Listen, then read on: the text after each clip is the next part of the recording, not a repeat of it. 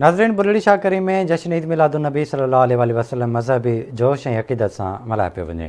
Report करे रहियो आहे अली हसन रिंद।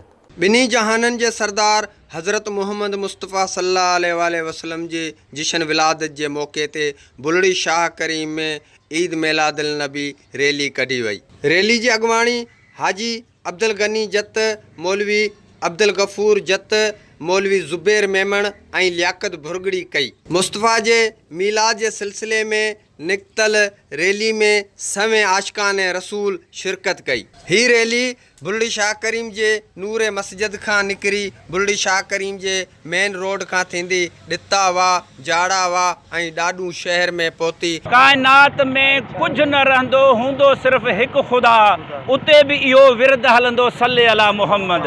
असां सोने नबी जा ग़ुलाम आहियूं। उन दिलबर जे सदके असांखे रमज़ान मिलियो, क़ुरान मिलियो, ईमान मिलियो, इस्लाम मिलियो।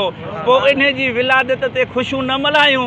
असां वॾा ख़ुशि नसीब आहियूं जो ही रैलियूं कढंदा आहियूं। हुज़ूर अलैहिस्सलातु वस्सलाम जेको कुझु असांजे लाइ अल्लाह रब्बुल इज़्ज़त खां बख़्शिश जो दुआऊं घुरियूं, मग़फ़िरत जो दुआऊं घुरियूं, असीं हुज़ूर अलैहिस्सलातु वस्सलाम ते असीं पंहिंजे ॿारनि बच्चनि खे पंहिंजे माल मुल्क ते क़ुर्बान करण जे लाइ तयार आहियूं। हुज़ूर अलैहिस्सलातु वस्सलाम जी तालीमात खां सवाइ जेकॾहिं हटी करे असीं ॿिए पासे वेंदासीं त कंहिंजे दर ते वेंदासीं।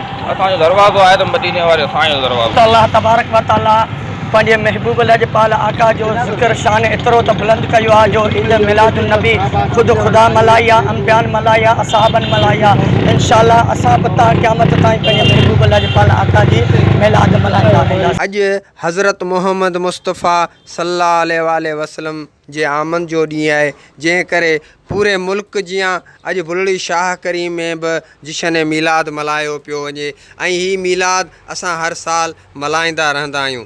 कैमरामैन जावेद अली रिंद सां गॾु अली हसन रिंद, आवाज़ न्यूज़, बुलड़ी शाह करीम।